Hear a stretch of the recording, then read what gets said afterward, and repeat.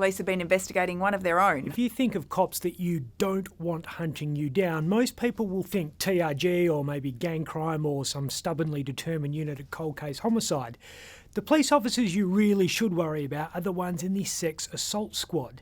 It's impossible to shake these cops if they think you're a sexual offender, and they don't care if you wear a uniform or not.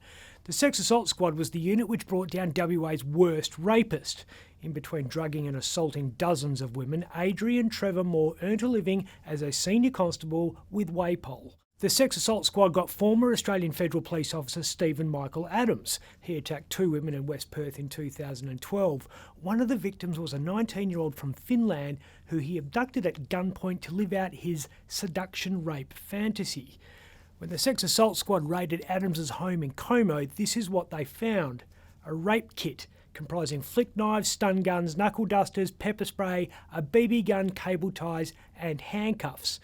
And now the sex assault squad has just charged another cop. Senior Constable Jason Allen Taylor is accused of 17 child sex offences over 3 years from 2009. The child was 13 at the time of the first alleged offence. Police say the catalogue of abuse was committed across Perth. The charge sheet includes 7 counts of indecently dealing with a child under 16, 6 of sexually penetrating a child under 16, 1 count of persistent sexual conduct, and 3 counts of sexually penetrating a child over 16 under his authority. He's been stood down. As you would expect him to be. These acts were allegedly committed by a bloke who received a citation at the 2022 Royal Life-Saving Bravery Awards, given a Gold Star Award for helping resuscitate a man found injured in bushland near Kalgoorlie. He's been given bail and hasn't yet entered a plea. It will be up to the court to decide his guilt or innocence, of course. One of the ratings agencies has ruled in favour for WA. Yeah, credit agency Moody's just given WA a AAA credit rating.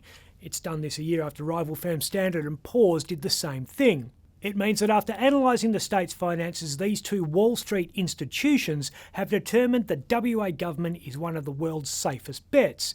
If you lend money to Roger and Rita, they'll almost certainly pay you back.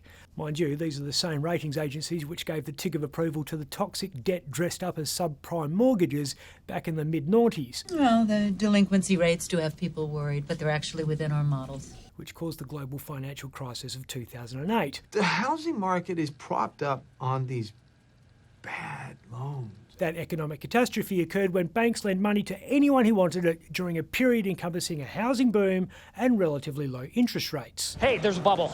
Ended in tears when interest rates started rising. Sounds all too familiar. Global financial markets, much like up-late content, is cyclical. Still, better to be AAA than not. Absolutely. It means over the next 4 years we'll pay about $2.5 billion less in interest on our debt, of which there is a lot. People who lend us money, that's other governments and central banks and in some cases very wealthy individuals, are willing to take a haircut on their returns because we're a safe bet. Put it all on 41. I've got a feeling about that number. Safer even than the USA. That's a notch down from AAA. Wheel only goes to 36, sir. Okay, put it all on 36. I've got a feeling about that number. The ratings agencies say Joe Biden is more likely to default on his IOUs than Roger Cook is.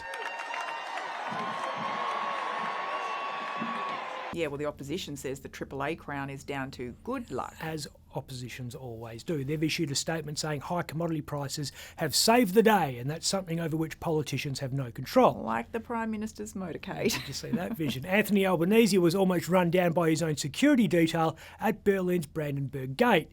He was crossing the road early on Tuesday morning when the motorcade nearly ran him over. I'm walking here. I'm walking here. It's not the first time Albo's had to run from friendly fire.